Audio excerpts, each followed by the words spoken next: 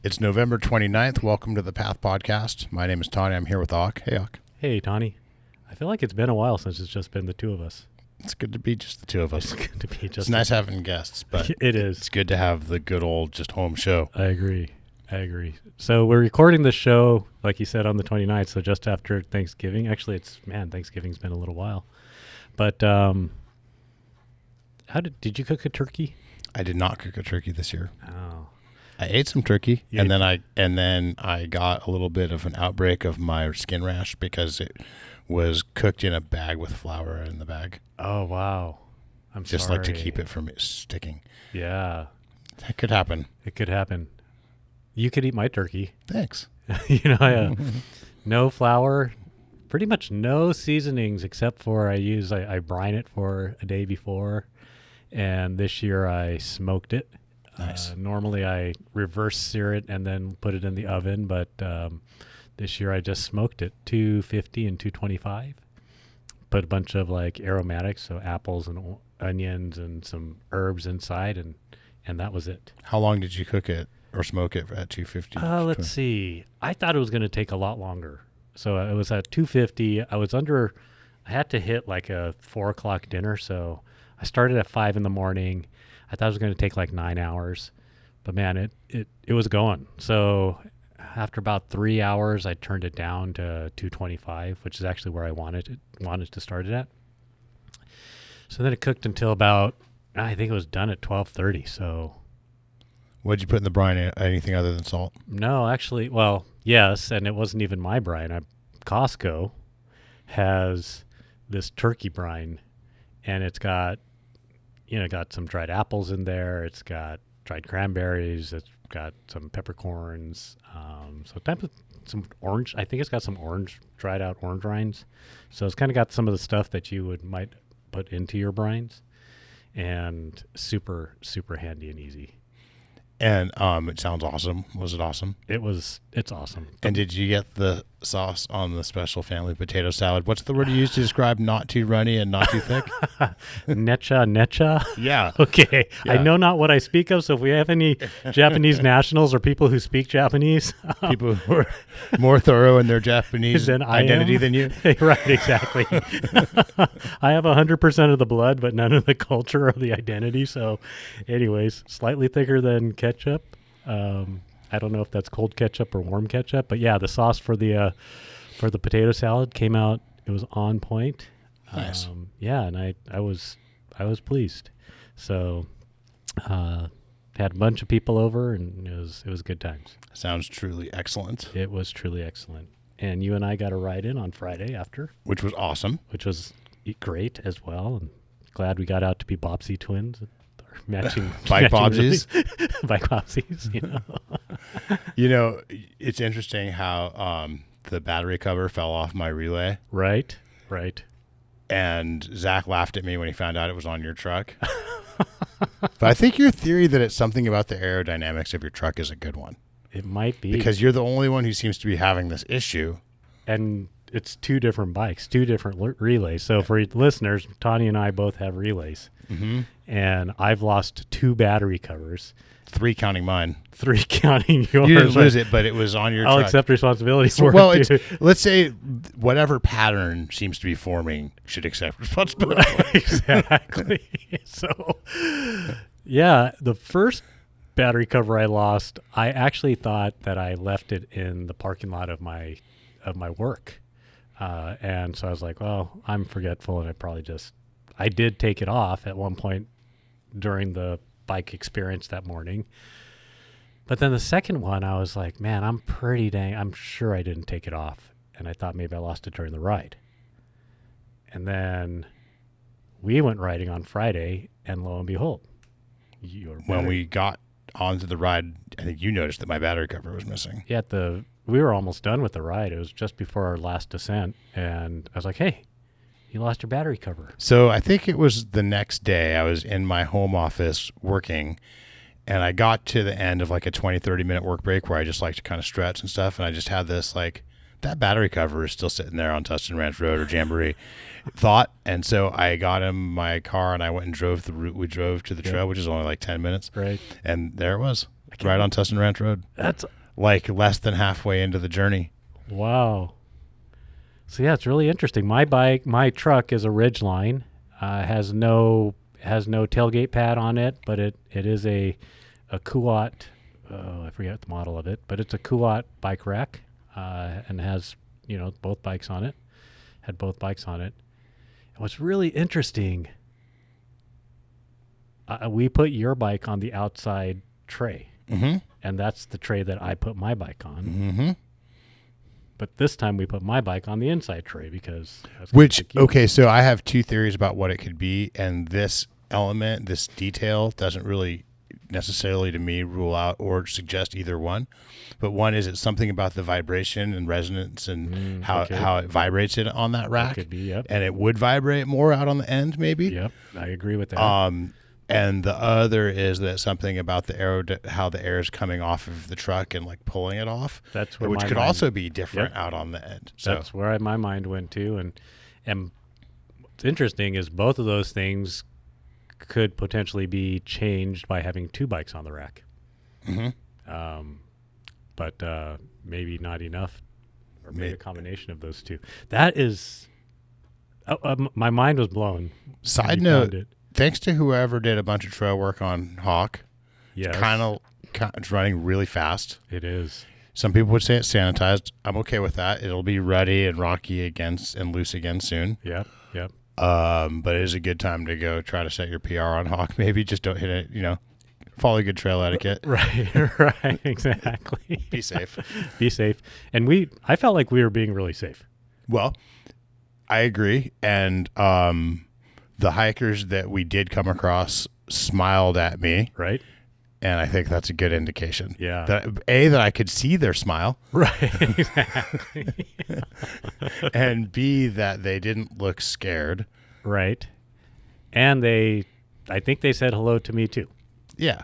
So however I approached them, because by the time I yelled out hiker, so you had a little more warning. Yep. But however I approached them seemed to be within enough control that they weren't mad at you. Correct. Because it's sort of like the rattlesnake phenomenon, the first guy. Or the beehive. Or the beehive, So, that worked out well. And the reason why we bring that up is, we looked at Strava afterwards, and I really didn't feel like we were pushing hard for any sort of PR on any part of that ride. And we properly slowed down to respect the safety of the hikers. Exactly. We came across. And it was like pretty quick, even with the slowed down. Quick for us. Right. Right. So anyways, that was a great, and whoever's did people have been doing a lot of work out in the Oaks in general. Yeah. So thank you all very much. Yep. We know who they are, and they're awesome for doing it. Yes, very much. Other trail work events going on right now too. Brian's going out to Trabuco to check out or to participate on behalf of the Path in the Trabuco trail work, and we're going to cover him here in the shop. Got it. And that's this Friday. There's another Trabuco trail work scheduled for December 17th that our listeners can join if they want to check out the Warrior Society event on Facebook. Got it. 12/17 is. And it's really I think that's a great opportunity to go just check out Trabuco because it's technically closed to the public right now. Right. And I think it's worth checking out. It's really beautiful out there. 12/17 is a Sunday. Okay. So for those of you, yes, that is so true. I saw someone who posted, actually, I think it was Crash Maxwell, posted a picture recently of a ride out in that area back in the day. Oh my gosh, so pretty, yes. so kind of healing and just rewarding to be out there. Right.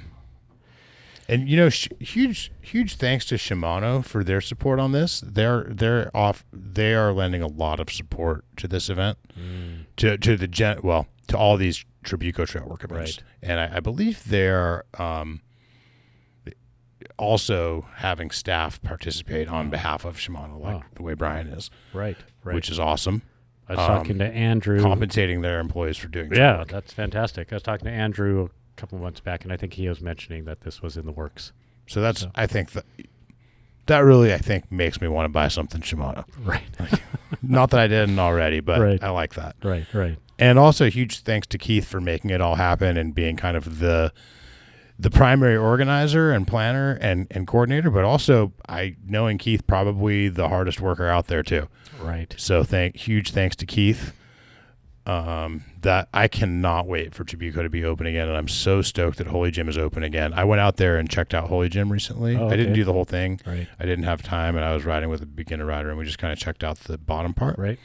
Which, it's funny. I don't think of Holy Gym as not a beginner trail, but there's some gauntlets at the bottom that are total gauntlets for anyone who's not pretty experienced, and like really challenging and humiliating, and not where you want to take a beginner. Oh man, wait, was this climbing gauntlets or descending gauntlets? I would say both. Yeah, both. Yeah. Towards the end, we probably went up not even a half mile, and it was about to start to get easier because it kind of yeah. But at the end, I think she wanted to throw the bike down, and she stomped through a puddle and got her feet wet instead. Oh. Yeah, everyone knows the feeling. Yes, it's all good. Oh gosh. She still enjoyed the ride overall. Okay, because it is beautiful out there. Yeah. Okay. Did you get attacked by turkeys? No, are there a bunch of turkeys out there? There was years ago. Interesting. I didn't know we had wild turkeys or feral turkeys or whatever it is this far. I think north. we told this story on the show 2 years ago, but yep, there are some a wicked tom turkey and his harem. Ooh. Yeah, and he was a big tom turkey. He's got to look out for his. The big old waddle, and like crazy colored blue, and yeah, it is actually pretty beautiful. Actually, when you think. I wonder if they're still out there somewhere surviving. Man, possibly roosting, yeah. More trail work too. Laguna Canyon Foundation is doing trail work, and you can check out lagunacanyon.org. There's going to be stair steps on December 9th, trail work event. Yep. And 5 Oaks on December 16th. Wow. Both trails we all like to ride. Yeah. Awesome trails to get out and work on. Yeah. I wonder what kind of work on stair steps. It's probably some legitimate dirt work, maybe. I haven't ridden it recently enough to say what it needs. Yeah. I bet it's overgrown at the bottom. Maybe. Yeah, there's probably a little bit of brushing. I rode it sort of recently. Although this is more the time of year. Well, it depends on if we get... They're probably going to try and brush it back. Right, that's what I'm thinking. That way, the growth through the... Yeah, totally. Okay, I get it. Because as much as we're entering into the time of year for dirt work, I don't picture anyone scheduling any dirt work unless they know it's going to have rain. Yeah. Maybe they've looked at the weather closer than I have. No, and I think you're onto something there. It's, just like now's the time to trim your trees. It's probably time to brush things back so that when it grows back in the spring, it's not totally overgrown. Yep, that's a good point. Yeah. Over the Hump Winter Series starts January 13th. Got it. I'm psyched to see the new slalom event out there. Yeah. And also Over the Hump is awesome. Like so many racers and riders enjoy that event, and it's such a good scene. Ooh, I've got a hardtail.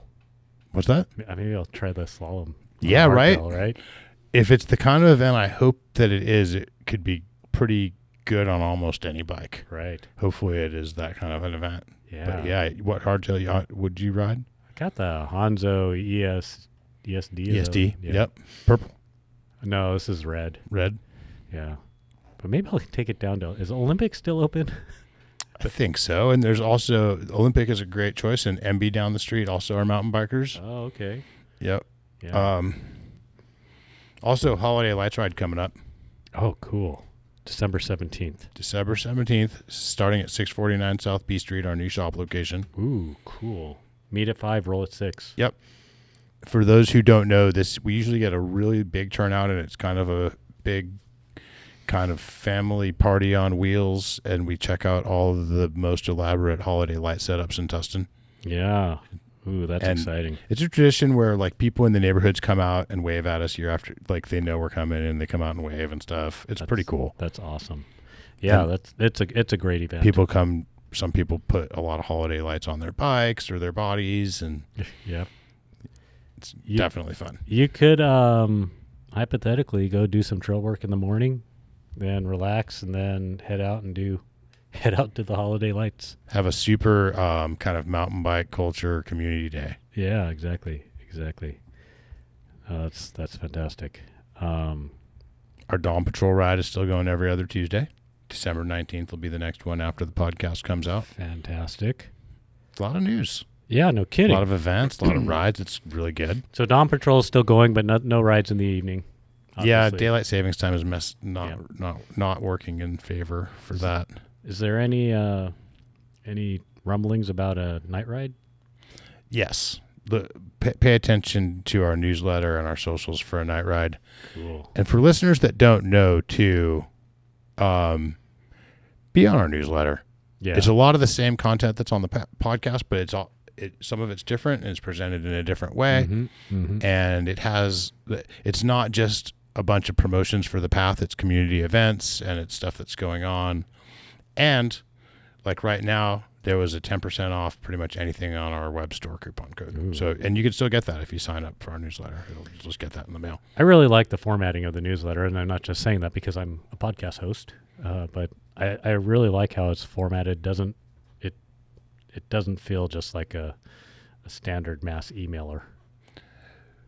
Val does the newsletter, and her previous job was, as people who have seen her on our podcast know, her previous job was that she was a writer, right? For a newspaper, yeah, yeah. So actually, when she took over, I made it clear that part of the reason I was looking for someone like her is that we want to provide actual information and entertainment for real, and not just enough to keep people looking at our sales, but kind of have a true value there. Right, which it is. That's great. Yeah, I think she does a great job, and there's so much going on in the community that there's just always tons to talk about too. Yeah, for sure. Can I just say that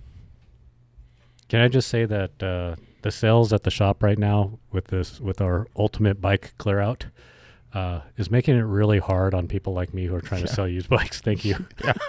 I'm kidding. Well, it's kind of a back and forth thing because the used bike market is forcing our hand. That is true. I'm trying not to.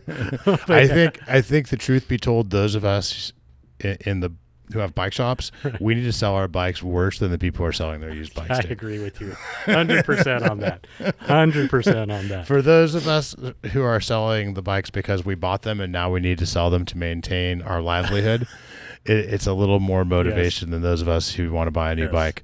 And that's why the deals are so good. And they are really good. And that really is to say, I mean, I sell bikes quite a bit. Not as much as some, more than I think many. And man, I look at the bike sales that are going on at the shop, and wow, yeah. So there's three kind of categories of really good deals going on. There's the Path bought too much of it during the pandemic, and now we're selling it for whatever we have to sell it for to get rid of, really have it sell as quickly as possible. Right. And we have the number of bikes that are in that category down from hundreds and hundreds to maybe 100 or so, which is still a lot of bikes. Right. And those bikes are all like 30 to 50% off. Yeah. And then we have a bunch of bikes that our vendors put on sale because they're all competing with each other. Right. And so we have to have them on sale. Well, we don't have to, but we're not going to sell any if we don't when the vendor has it on sale. Right. So there's all those. Right. And they kind of all might look more or less the same on our catalog. Right. Unless you look closer and see like, oh, they only have the XL of this. Oh, that's probably one that we just ended up with. Right. Or, oh, they have all sizes of this. That's probably one that the vendor put on sale. Yeah. But it doesn't matter too much why it's on sale. It is on sale. It's a good, there's a lot of good deals. That is so true.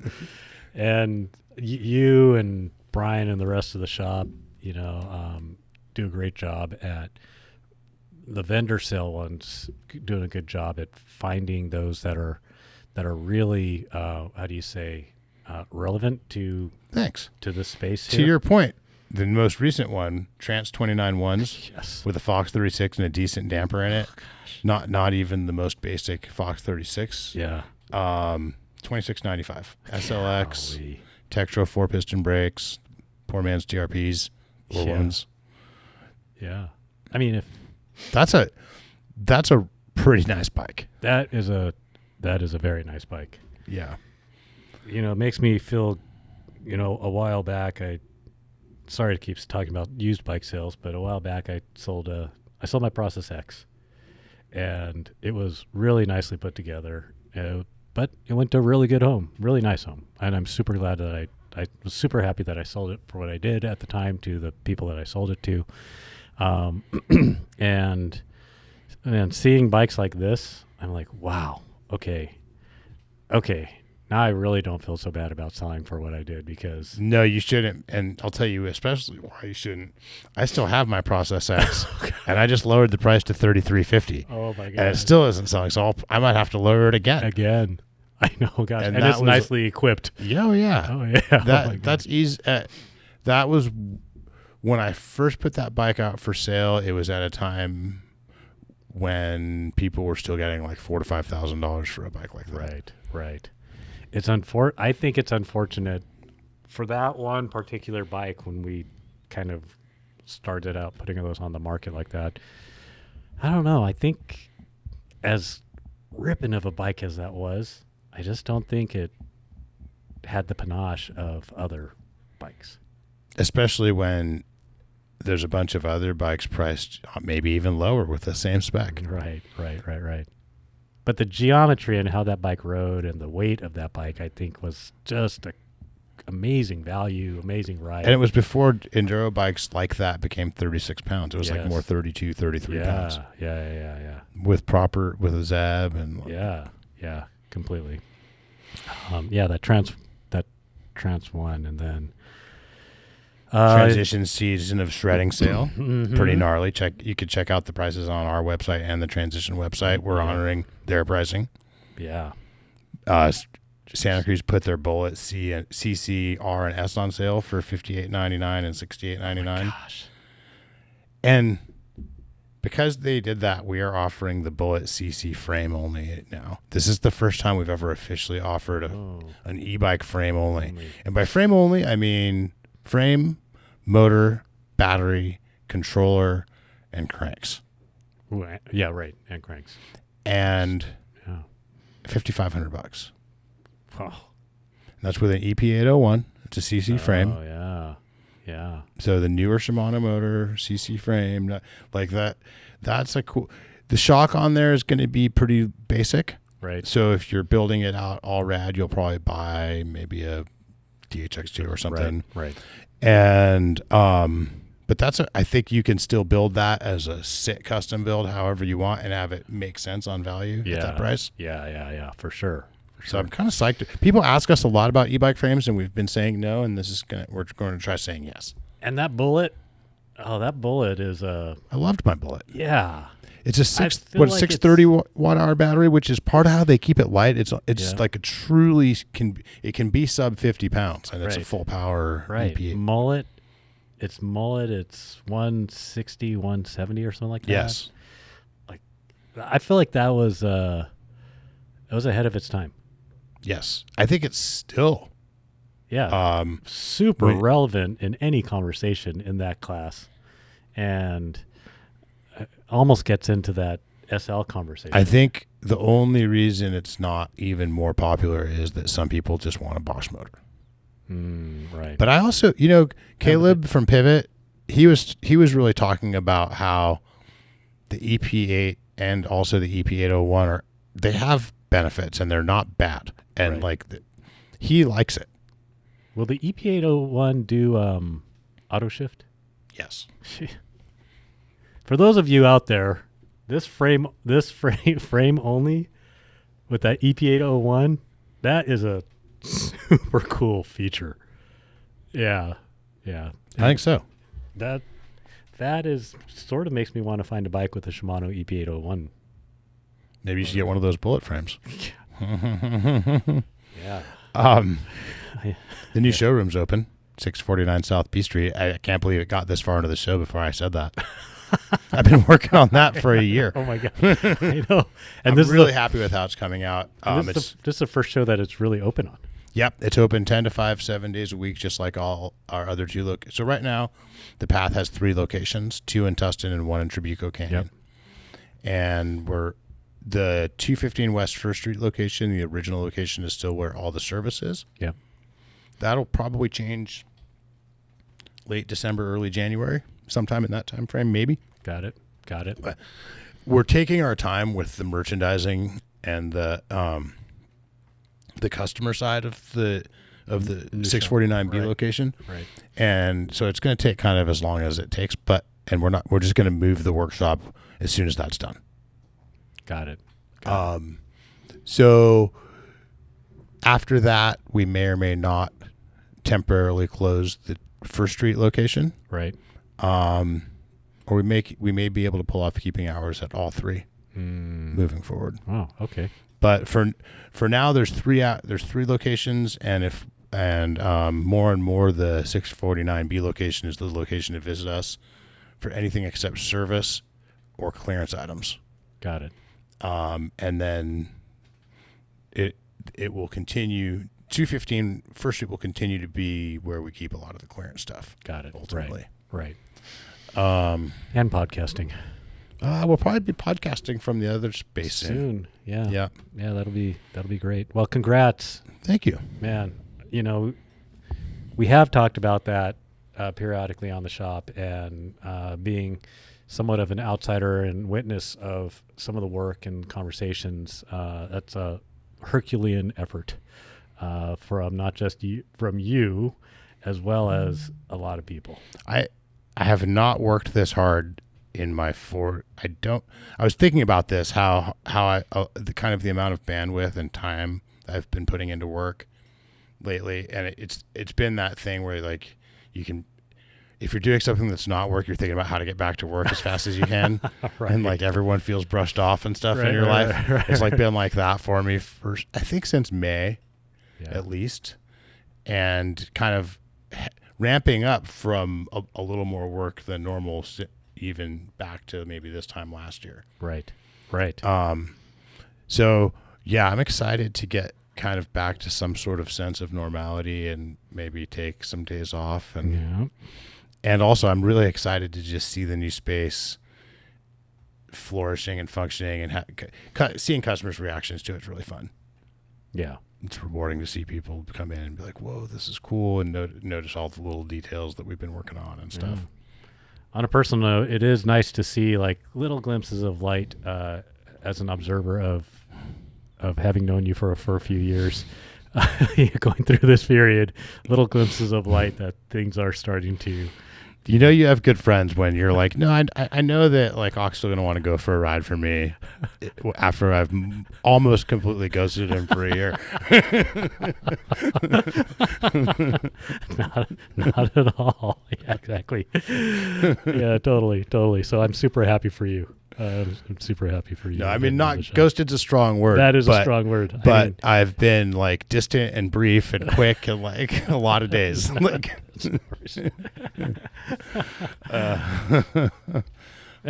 so there's still a lot of shop stuff here that I'm like excited to kind of talk about. Excited, a little bit jealous of people who are going to get to take advantage of the deals like a free range extender, mounting equipment, cables with the Orange Trance Elite 2. Your bike. That's my bike. Yeah, and you get a free $600 value. $600 value. And that's also that bike was, when you bought that bike, it was a $7,200 bike. Yep. Now it's a $7,000 bike. Yep. And so $7,000 and you get a free range extender. Yeah. And that range extender, it's a great bike without the range extender, and you can get a goodly amount of riding in without it. But you pop that range extender on and you can do some really big riding. Yeah, we've touched on it before, but I continue to think that this concept of full power, small battery, have as many range extenders as you want. Right. And that way you're not carrying more weight than you need for the ride. Right. I think that's smart, and I hope more people move in that direction. I really like the way that Giant has executed that range extender too. It's about the size and weight of a water bottle, maybe a little bit heavier, but not even. Yeah. And if you had If you had 2 of those, you could fully boost huge rides. And if you had 2 of those, you could probably fully boost the ride I've been fantasizing. I want to know your thoughts on this. Yep. Up Harding, Yep. up over the top of the peak, Yep. down upper Buckthorn or Right. whatever that's called, or upper Joplin, Yep. down Joplin, down lower Joplin. Do you think that could be done on one battery without spending too much time in eco? On like say, how many watt hours do you need? Oh man. Because it's a little bit more climbing than a normal Joplin run. Maybe 1,500 feet more climbing? Yeah. Okay, and then, but if you don't have to... Not having to traverse back to the luge saves you some climbing at the end. Right. Yes, it does. It saves you a decent amount of climbing. And then also not having to pedal all the way back to the Tucker Wildlife Sanctuary. Right, and maybe you could even do this ride as a point-to-point, where maybe you park a vehicle at the Path Live Oak and park a vehicle at Holy Gym parking lot. Yeah. Then I think you could do it on a fairly normal battery size. I think you could probably do that. Yeah. And that's a ride I want to do soon. Yeah. And it's kind of a ride I'd be willing to maybe push my e-bike towards the end for a while if I had to do. Yeah. Maybe. I feel like somebody did something like that. I think Andrew might have done something Sounds like like that. something Andrew would do. And he did it on a... Have you been riding your Trans-E much? I've been riding my Relay more these days. Andrew did it on a 720 watt hour bike. He did. I did the ride. I did Harding to Joplin, and then out. He has the Yeti, right? He has the Yeti, yeah. I did that on the Trance. And, yeah, that was mostly on whatever trail, the 2 out of 5. Yeah. And finished with, I don't know, 15% left, maybe? It's interesting. You have a Relay and you have a Trans Elite. Yeah. Those are both bikes that I think you could safely call SL e-bikes. Yes. I think you can, yes. And I'm bringing this up because we talked about it a little bit off the air, right, on our ride. Yeah. I was in some conversations recently with some product people from the industry, and we were talking about like what makes an e-bike an SL. And it's like well, it's weight, right? So it's like maybe it's under 45 pounds, and then I was like, well, maybe not if it's $6,000, right? Because there's a bunch of alloy SL bikes that are in that kind of $6,000 price range, maybe on sale for $5,000 right now. Think Orbea Rise H30. Right. I think that's probably over 45 pounds. Yeah. Especially, but it's for sure an SL still, in my mind. Yeah. Okay. And a few reasons it's an SL. It's 60 newton meters, not 85 or 90. Okay. But that 60 versus 85 isn't necessarily an SL indicator. To me, it's definitely a landmark. Could be.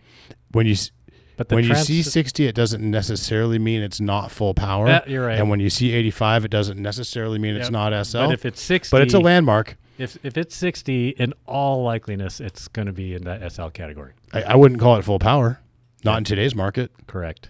And if it's not full power and it's not SL, then it's something undiscovered by me. So there's that. There's the landmark of weight. There's the landmark of wattage or torque. Yep.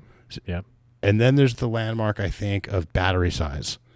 Yeah. So they're all blurred because like the Rise can have a 540 battery, which is a big battery for a quote unquote SL, but that's still going to be like a 42 pound bike a lot of times. So it's definitely SL weight. Maybe is there a fourth one? Design intent? You mean like riding style? Trail versus enduro. So I think that riding style exists in e-bikes, right? Like there's such a thing as an enduro e-bike. Yep. And there's such a thing as a trail e-bike. Yep. And maybe even such a thing as like a downcountry e-bike. Right. Think like the Scott Lemon. Yep. And I think that the categories that you just touched on are like those exist in every one of these. I think all downcountry e-bikes are SLs. Okay. I think many trail e-bikes are SLs, but not all. Right.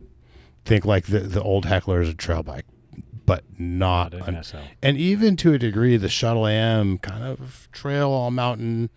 Maybe not SL, right? But I'm sorry. That's definitely not SL. The AM is full power.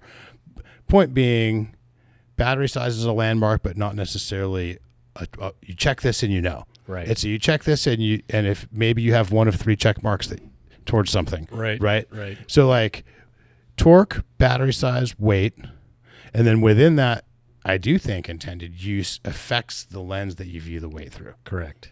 So, because when you say what does a pedal bike weigh, well, if it's a trail bike, it might be 30 pounds or so. Correct. If it's a downcountry bike, maybe 26, 28, 29. Yep. Enduro bike, I guess 36 to 40 these days. Right. I don't know. Right. So, and I think when you talk about SL e-bike, I think if it's an enduro bike, that's like 44 to 50.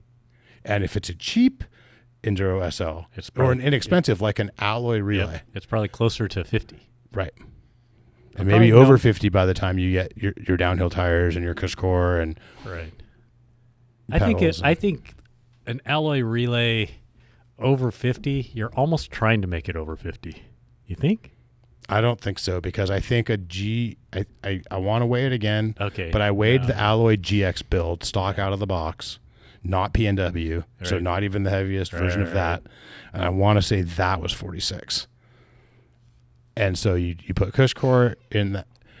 First of all, DH tires. First of all, you turn that into the PNW. So you put a coil on it, cush core, DH tires. I think that could get to 50 pretty quick.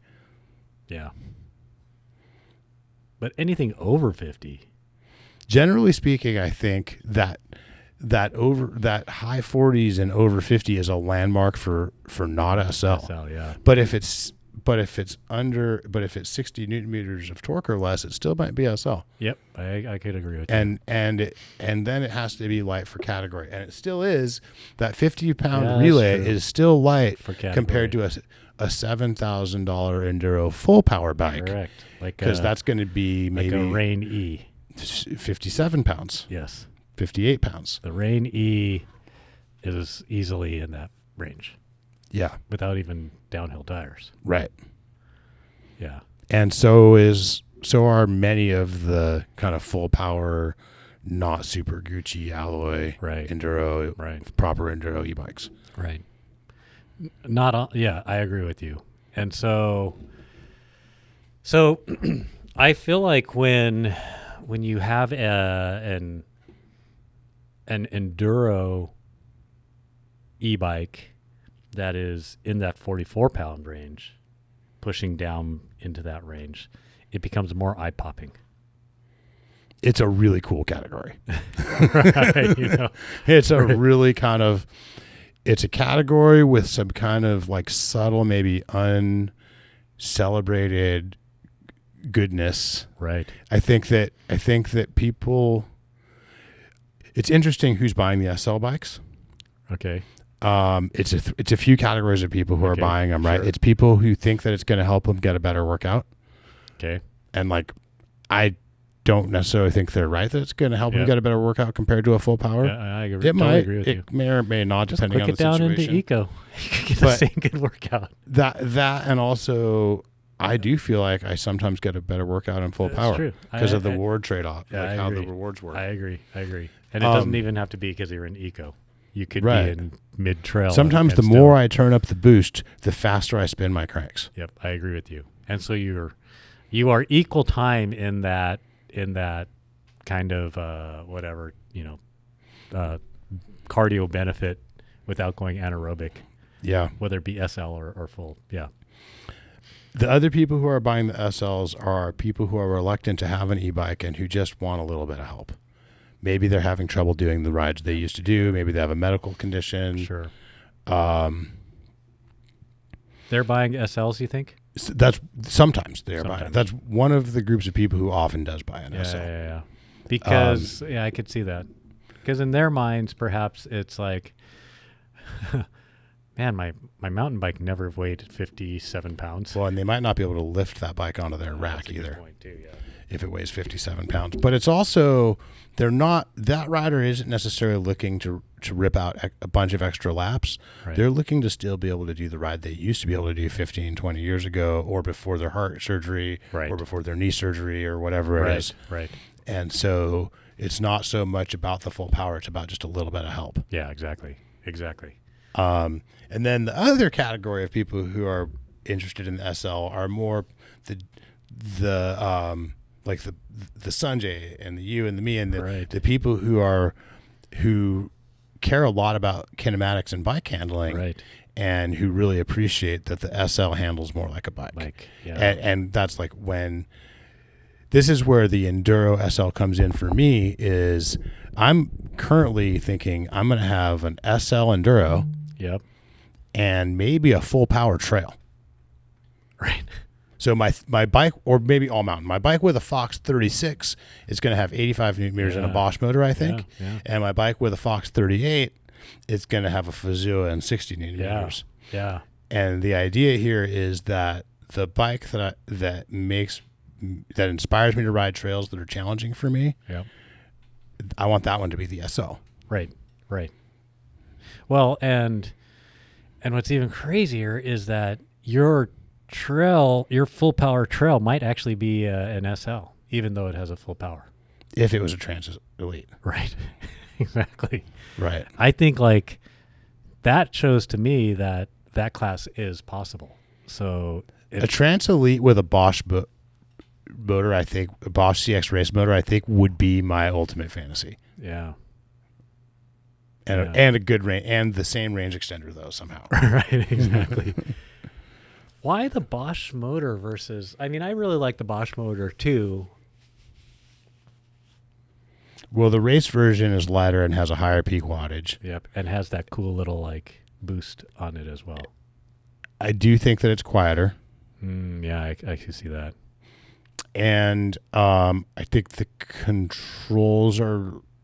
I think the charger, battery, controls and motor are each a little more reliable. I got it. Which right. adds to like kind of more reliable. Yeah.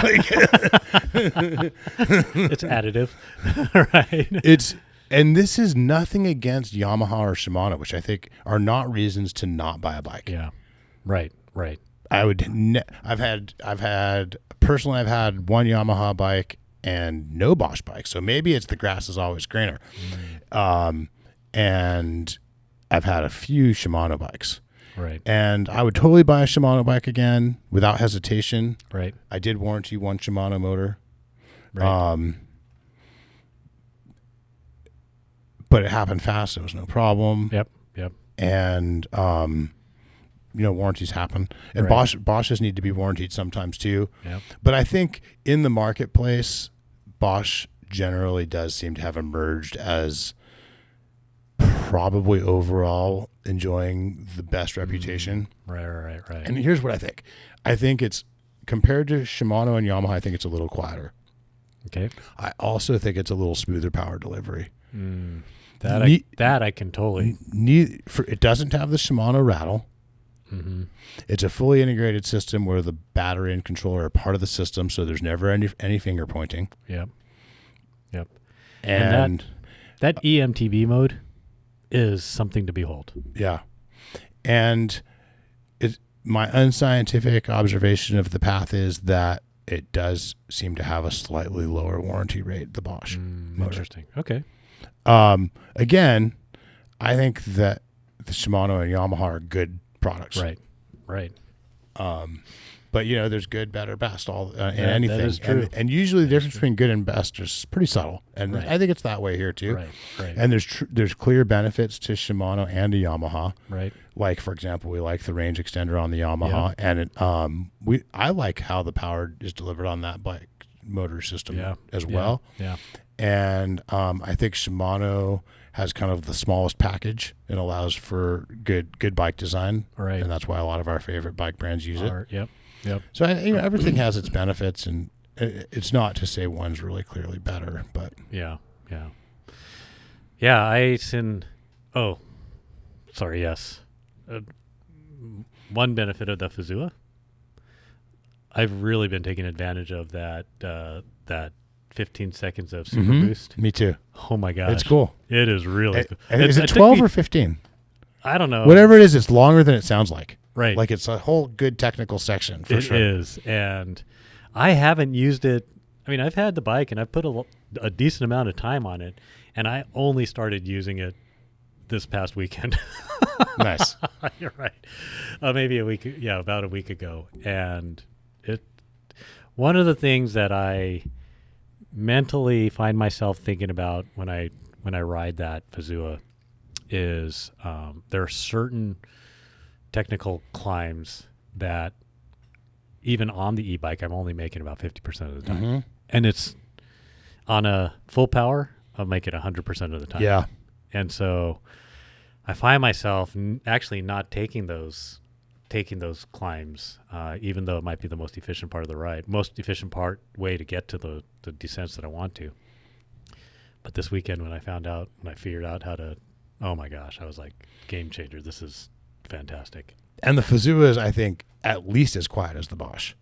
Yeah, I think the Bosch is the quieter. Oh, is it quieter than Fazua? You've owned it, so you have a better point of reference than me. Is. Like, Fazua is quieter than anything else I've ever personally owned. Yeah. It's interesting.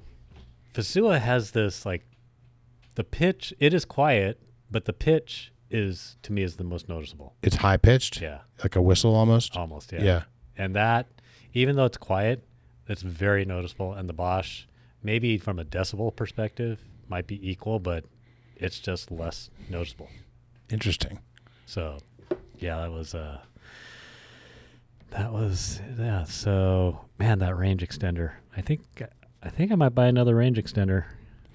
Nice. I would love to just boost the whole of these big rides. Yeah. I mean, because not boosting the Harding to Joplin, you can probably do it about 215, 220. Yeah, I guess it's not that big of a difference. I think fully boosted, you might do it in under 2. Just nuts. That's nuts. Yeah. That's nuts. That's really cool. Yeah, it's pretty exciting.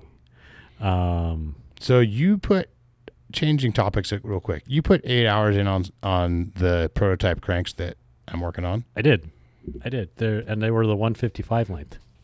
So we talked about it briefly a long time ago. I borrowed a bike that you had 155s on, and I felt like I was pedaling.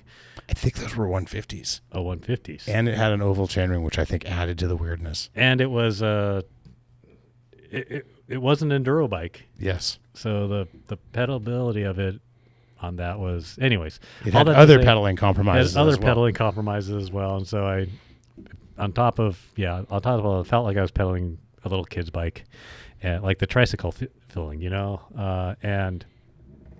but this time we put 155s on my Trans SE, which is the Trans X, and the first ride felt like that, and then I'm like, I'm gonna give this as long as I need to give this, because we're going to actually test it full test. So I was ready to put in 100 hours on it, and so then went out on it again, and I was like, okay, this is feeling a little bit better. Still feeling like a kid's bike to a certain extent. And then what I did was I pedaled it to work, and then pedaled it, on the way home, took extra mileage home. So I probably put about it's like an hour road bike ride on it, and that spinning made it a world. It was like almost like this shift. Mm-hmm. That makes sense. And so then the next couple of rides that I put onto it really felt pretty natural. Did you do any time comparisons? Not anything scientific, but I have been noticing that my push bike times up shoots are kind of in that 10.5 to 11. And these were 10.5 to 11. So it's not changing it a lot, if at all. It's not changing it a lot. I don't know what would happen. And that's also pretty respectable time, I would say. Like most people can't do, but just your average rider can't do that, I would say. Yeah. It's pretty solid. And it's not, I guess my point being, like, you could Right. You could turn a pretty good time. That's a pretty good time to turn at any crank length. So like, it's can't be holding you back too much. Right. And that's, I mean, admittedly, that's with some super light wheels and XC tires, but my tires do have cush core. My wheels do have cush core in them on that. So I was tempted, at some point, like strip out the cush core and run that and just try to lay down a good time. Yeah. And see perceived, because I sort of have a perception of what a 9-minute time feels like. And then, I don't think I could get anywhere near my PR, but yeah, I sort of have a sense of what 9-minute feels like. And then see, like, can I get that with 155s? What did you notice when you're not climbing? On the descents, like most of my e-bikes have 160s. And that I really do like the shorter crank length. And, on an e-bike, it doesn't make as much of a difference on the uphill. So that shorter crank length does make it feel like the cornering, the ability to, break the plane on your corners. And by break the plane, you mean like move separate from the plane that your bike's on, basically? Yeah. Correct. Feels, to me, more natural and less of an effort. It's a 29er that it's on, the Trans is full 29er. So, I do notice on 29ers, you got to try a little extra hard to get that same move down. Maybe be a little more intentional. So, but yeah, I mean, with the 155s, I feel like it is, I really like the 155s on the descending cornering. And I don't know, on the super technical, it'd be interesting. Have you put longer cranks back on the bike yet? I have not. That I think is going to be really interesting. Yeah. Because I kind of don't want to. We've touched on I want you to because of the ABA. Correct. And that was when my eyes kind of really opened on the whole short crank thing, is when I went back to 175s after having been on 160s and 165s for a while and not having ridden 175s for a while. Right. And didn't even think about the fact that I was going back to 170. I was just getting on a different bike that I hadn't ridden in a while in my mind. And then I was like, what is this feeling? Oh, right. And then I figured it out. I was like, man, I don't remember trail bikes and XC bikes being this much more sketchy. Right. And I was like, what is this? And I was like, oh, it's the crank length. Yeah. And it was my tall boy. And I was like, I've had tall boys. Like, I can shred a tall boy. Right. Like, why does this feel weird? Right. And it was totally the 175s. Yeah. And so I'll be really curious to hear once you go back on the long. And I almost want you to try like 170s or something that sounds long now, just to like really see that. Yeah, that's what came off of that bike, I think, was either 170s or 175s. But yeah, so did you change your saddle height? Okay, so yes, I did. And here's the other thing: I didn't realize what was going. It was interesting. You wrote it in the notes, and I was having this sensation that your note made me think about. But I did change my saddle height because my saddle is actually. My dropper is too long for me with 170 or 175s. So I can't extend my dropper all the way, which is, I guess, okay. But when I switch over to the 155s, it worked out perfect. How much further up is that? Well, I guess if I was doing the math, it's 155, it's like 10 millimeters. So just equal to the amount of crank length change. I think probably. I didn't actually measure, but... So I'm in a shifting mind space on this right now. Yep. And it's a little bit vulnerable feeling to share while in a shifting mind space, right? And not fully. I think I'm going to be doing more research before my mind space finishes shifting on this. But I think I can share anyway. So on my most recent bike, I put 155s on it. With 175s, I run a 691 saddle height, center to bottom bracket to top of saddle, just like you. Right. 690, 691.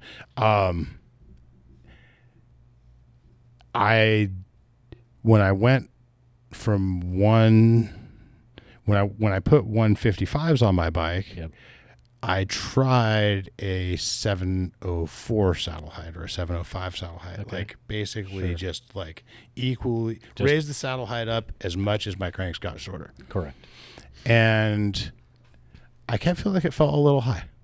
I mean, if you went from 691 to 704, it is a little bit more. Well, 691 is my 175 Got it. height. To 155s, but that'd be 10. 155. Okay, 10. Right. Okay, my bad. I did 10. Okay, got it. And it felt a little. So I guess it was actually 701. Yep. 701. Right. It felt a little high. Right. Okay. And I was thinking about it, and I got to thinking about 15 years ago or whatever it was when I went and took a bunch of hours of fit training at the BG Fit Training School with Specialized. Yep. And I'm gonna pull out my notes and I'm gonna find out if I remember correctly. Why but crank? I think I remember that what they suggested. I might be wrong on this, but I had this recollection. Did they say that when you change crank lengths, you change the saddle height by half the difference? Oh, interesting. I kind of think they might have. Because of the angle from the saddle to isn't you shorten. Well, it got me thinking about all the different reasons maybe why. Yeah. And I think that. Go ahead. What were you going to say? I was going to say there's an angle coming into play that it's a vertical saddle height, right? It's right. So the saddle height is this. The dead bottom center is not 90 degrees below you. Correct. Right. So there's an angle that's happening that's actually shortening the your cranks are shortening by an exact like this, and that is translating to an angled, which is a tangent basically. I think so. Yeah. So So it makes sense. So that's one of the reasons it makes sense. I think there's a couple other things that occurred to me that I think are related to each other, and part of why it makes sense is I think the center of the circle also matters. And the center of the circle doesn't change when your crank length changes. Oh, interesting. So your saddle height is your saddle height for a number of reasons, and one of them is whatever your knee angle is at dead bottom center. But that's also translated through what your knee angle is going to be at the top of your pedal stroke with 175 cranks. Mm-hmm. And it's also translated on where your power is located with 175 cranks. And I think the studies that I've looked at show that the power production takes place in the hard part of the downstroke between, say, like, I forget the exact part of, like, maybe 11, it might be at like if 3 o'clock though is when you're pushing the pedal straight down, maybe around 11 o'clock till around like 4:30 or maybe 11 to 5 or whatever, right? Is where you're really making power, or 11 to 4. Right. And that space is more a relation to the center of the circle than it is to dead bottom center. Yeah. Especially the 9 o'clock position is a relationship, especially more to the center of the circle. Yeah. And that is where your peak power moment is. Right. If I understand correctly. Right. So I think that's a factor. In other words, like, what is your knee angle in the moment when you are making the most power? And I don't know if that changes a lot when your crank length changes. Right. There's also the part where if you do increase your saddle height when your crank lengths get shorter, do you also slide it forward? And I think you do. I think you do. If only to offset for the fact, if nothing else, maybe only to offset for the fact that it went back when it went up. I adjusted. Oh, it's interesting. I adjusted the angle of my saddle. When you changed to shorter cranks, you did? Yeah. I wonder why. Did you make the angle of the nose higher or lower? Lower. So you made it angled down even more. Yeah. Why do you think that is? I don't know. It just felt right. It just felt right. Cool. Interesting. I'll have to think about that more. Yeah. Yeah. So yeah, saddle position change, how to change it in relationship to crank length change. Okay, so the other thing is and this makes sense, I guess. I felt like I was putting more pressure on my hands. Well, if your saddle went up and you didn't raise your bars, Yep. maybe you needed to lower. I needed to raise my bars. Right. So with shorter cranks, are we going to be? Do we think you're going to be raising the bars? I guess you might. Well, for me, Right. my bar height is dictated by my hip flexion limitation, Right.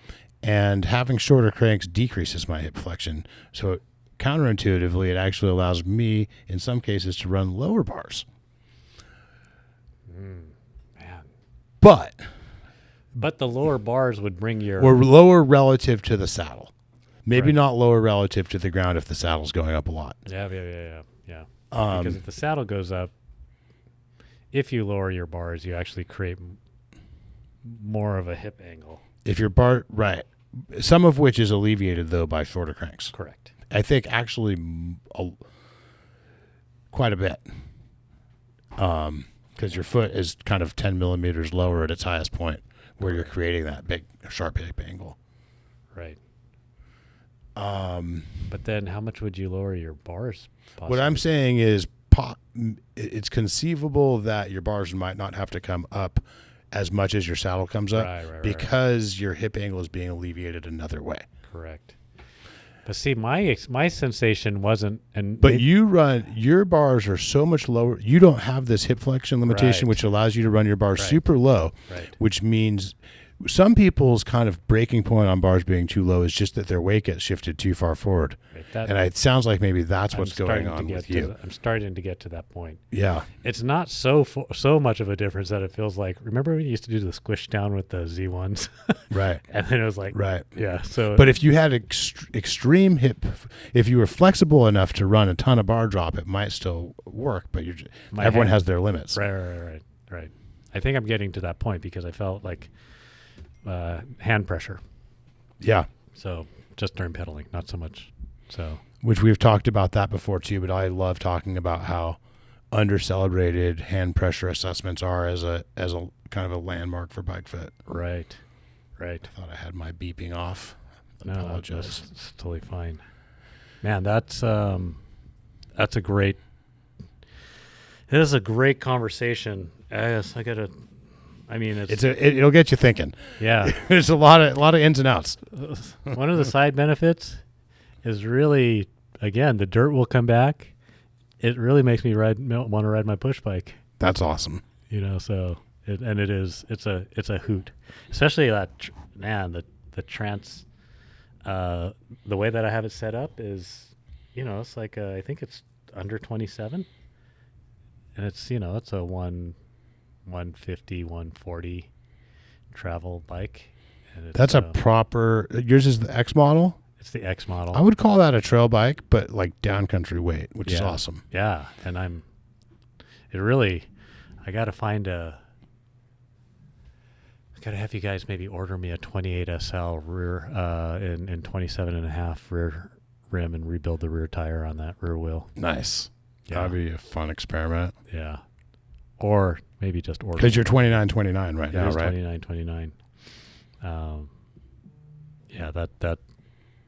So it's a lot of fun. And it really makes me, I am going to do the AB because that is the best thing to get to do right now. But I do have a set of 155 cranks that would fit on. Which ones do you have? I have the 5 devs with the dub spindle. So it could work immediately, but I'm going to go back to the longer cranks because the AB test. Nice. ABA. ABA. AB. Yep. I love it. At the very least, it'll go ABA. What's that? ABA? ABA. Yeah. Yeah. 155, 175, 155. I love it. So. Or 175, 155, 175. That's right. So it is actually, yeah, that could be the ABA B. Oh man, that's fun times. I was working the sales floor the other day and just kind of talking about bikes and talking about riding styles and ride fantasies, like the classic Path bike shop conversations, trying to help people pick the bike that's going to make them the most stoked and everything, Right.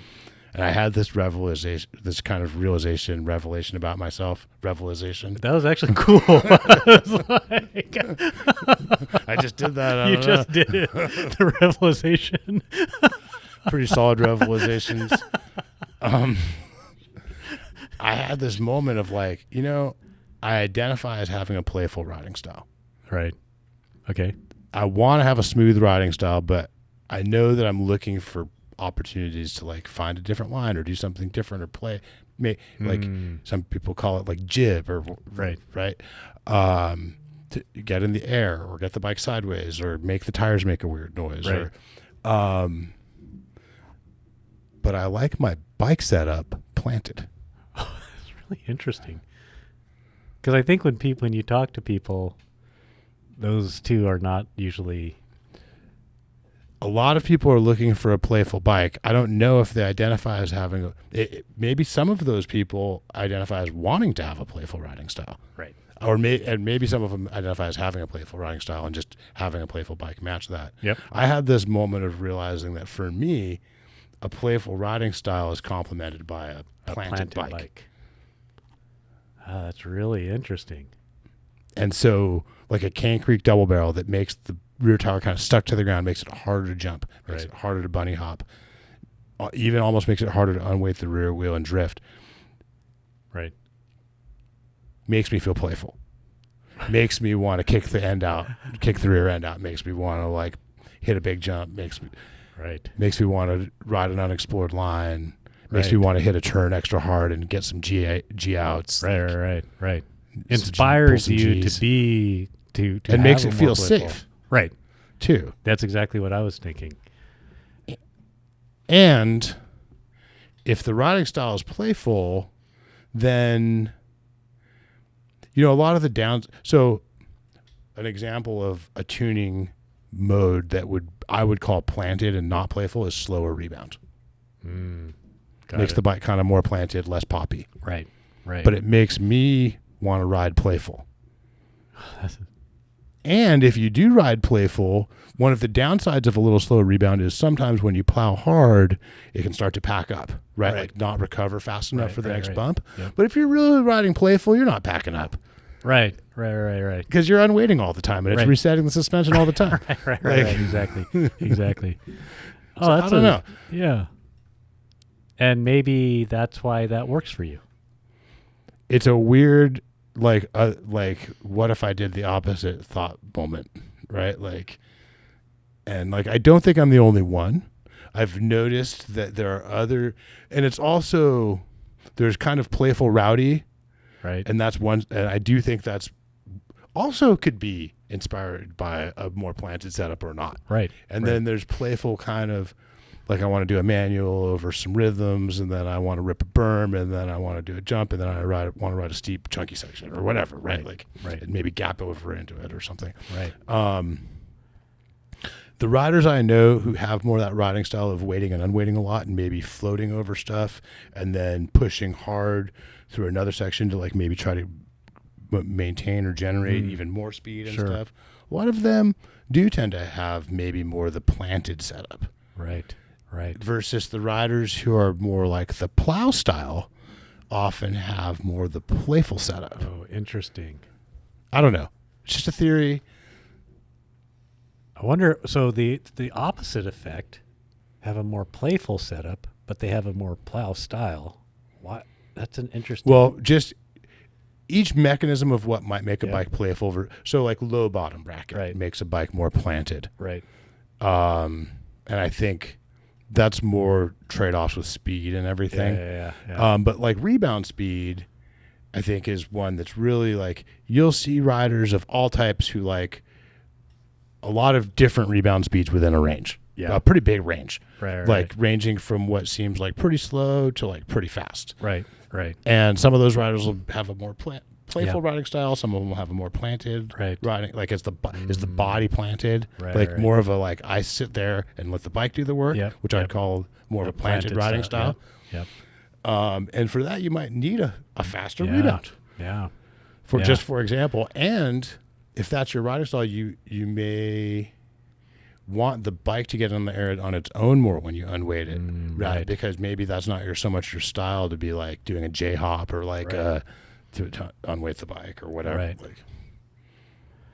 Yeah, and then that feeds into like a comment that you make sometime, that I've heard you make sometime, is, it's interesting how like you'll meet a really fast rider who's got a faster rebound setup, or a more playful setup on their suspension, and then you'll meet an even faster rider who's got a much slower rebound setup and a more maybe planted setup. And then an even faster rider than that who's got the fast rebound. Right, exactly. Right. Like there's never a right answer. As soon as you think you know the right answer, someone proves you wrong. Right. And it's like, to your point, maybe what you're going down is their style and how they ride. Do they ride playful? Do they ride planted? Do they ride? I just had a weird thought. I wonder if I did a survey of riders. Do you ride flat pedals or clipless? Yep. And then is your riding style playful or planted? And then do you like a bike that is playful or planted? Yeah. Because as I think about it, and then I'm thinking about it, like a lot of the people are coming in who are looking for.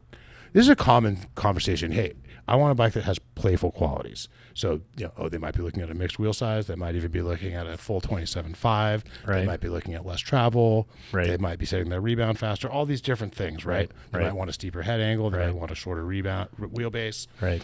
A lot of those riders ride flipped in. Now that I'm thinking about it.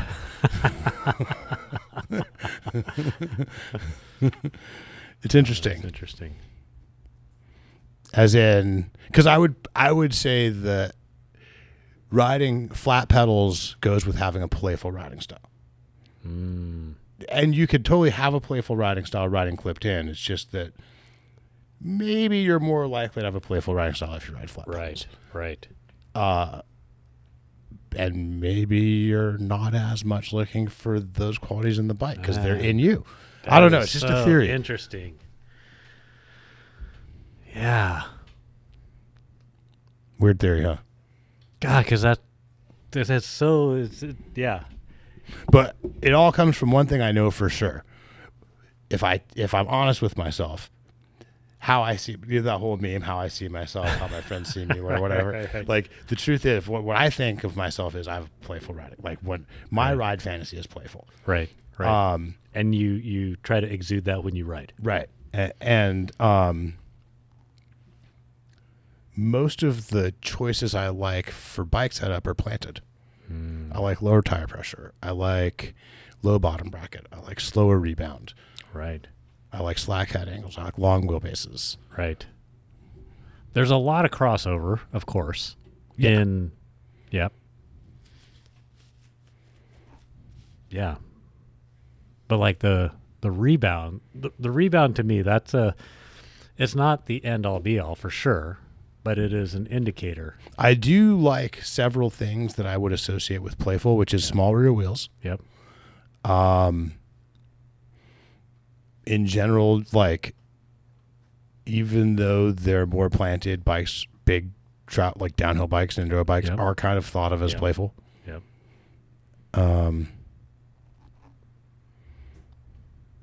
Yep, but like Cushcore, I don't think that's playful. That's planted. That's planted. And I was just thinking about you'd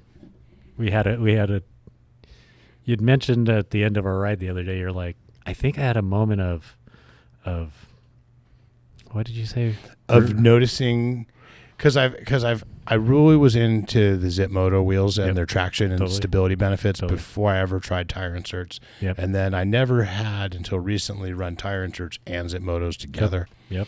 And the first couple rides that I did, I was so kind of off the couch and doing bike setup and riding solo, which tends to make me sometimes not push as hard. Sure.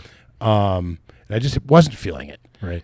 And if you're really not feeling it, it's kind of hard to tell if your Zip Motos are like reducing vibration and making a more consistent drift quality and making it easier to recover from drifts. Right. Because that's a big one. The ability to recover from a drift. Right. And I really feel like Zip Motos help you increase your ability to recover, like once you're drifting, can you stop drifting? Right. And I feel like you can better with zip motos than without them. And we've talked about it a lot, why and everything. And I also feel like that's true with Cushcore. Right. Is once you start drifting, you might be able to, if you want to stop drifting, you might be able to better with Cushcore. Right. And it is a little bit different sensation between the two. And I riding with you the other day, and we were pushing it a little bit down Hawk, and I was able to feel the two sensations merge. I felt like I noticed both things, and it was awesome. I do think that they are, having one does not make you not need the other. Right. So I think the Cushcore gives a lot of vibration damping and rebound damping. Yep. And then the zip motos allow for some kind of following of the contours, ankling as they call it on the zip marketing. Right. Ankling. I like that. Yeah. Where on Hawk do you think? I noticed it a few places, but the place I noticed it the most, there's some kind of flat S turns. If you're going good, they're pretty high speed. Totally. And you can usually get some kind of cool sounds out of your tires, and maybe like do some like good poser turns where like you got some good angles going on the bike and your elbows and stuff. For sure. That area, it's kind of loose-ish right there. Yeah. But there's a little bit of berm. They're built up just enough that you can. There was a place I noticed it for sure. Right. That's where I really it jumped out at me. Right. But generally speaking, just pushing it down Hawk a little more, I just felt like, man, I don't recall this kind of this little vibration and this much kind of control very often. Yeah, we were moving on that entry straight into the left at the bottom. You're moving on that section when you can gap over all the G-outs. And we weren't quite there. Right. And that's scary. Right. Yeah. We're close. I think with some playful attitude, we're maybe going fast enough to do it. I think we could have. Yeah. But there's a speed I've occasionally been a part of that you just kind of unweight and you're to the backside of each one, Yeah. And it really smooths that section out until you get, and then you got to make that left at the bottom. Yeah. Yeah. That's when you realize how fast you're going. Or you kind of catch the edge of one of them wrong and start getting sucked to the right as you kind of get more and more cowboy. Right. That's the other bad outcome that can happen there. Oh, that's good. Man. We've talked a lot about crank length and tech today, but I think this ties in really well with it. Mm-hmm. I saw Canfield published a formula for crank length and inseam. Did you see that? I did not. It's interesting, and part of what's interesting about it is that our inseam yields about a 155. Oh, that is interesting. Crank length. So 20 to 20.5% of your inseam. Okay. Yep. So 20 to 20.5%. Okay, got it. So basically, times your inseam times 0.2. Yeah. I think ours is like our writing inseams are like 30 or 30 and a half. Yeah. Yeah. And so 20 to 25% of that. 20 to 20.5. So basically 20%. Yeah. I'm going to do that real quick. Yeah.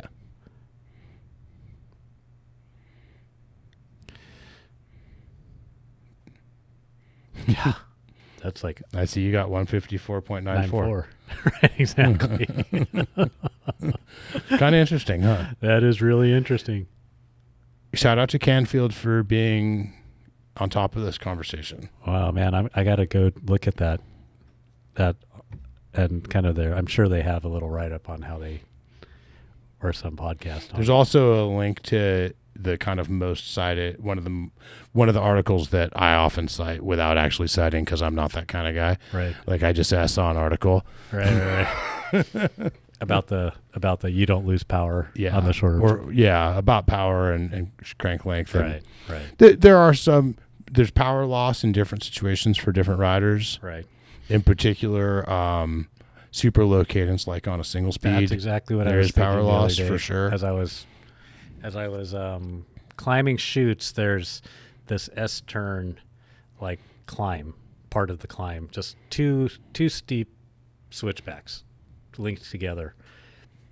And I was thinking, because on the second half of it, you actually your cadence is very slow, and I'm like, oh, I think this is one spot where I don't know if it's noticeable because it's only 10 millimeters on the, But I just want to point out, with those shorter cranks, it's also a shorter time till you get the next crank around to your power spot. That is true too. At that slow cadence. Yeah. So there's... It's a trade-off. Yeah. I think that might be a podcast. I think that is a... Jam tight. All right. Thanks, Auk. All right. Thanks, Jake. Thanks to all the listeners and stakeholders and riders, and huge thanks to all the coworkers here at the Path who work so hard every day to make it all happen. And let's all remember to enjoy or love the bike we ride. Yeah.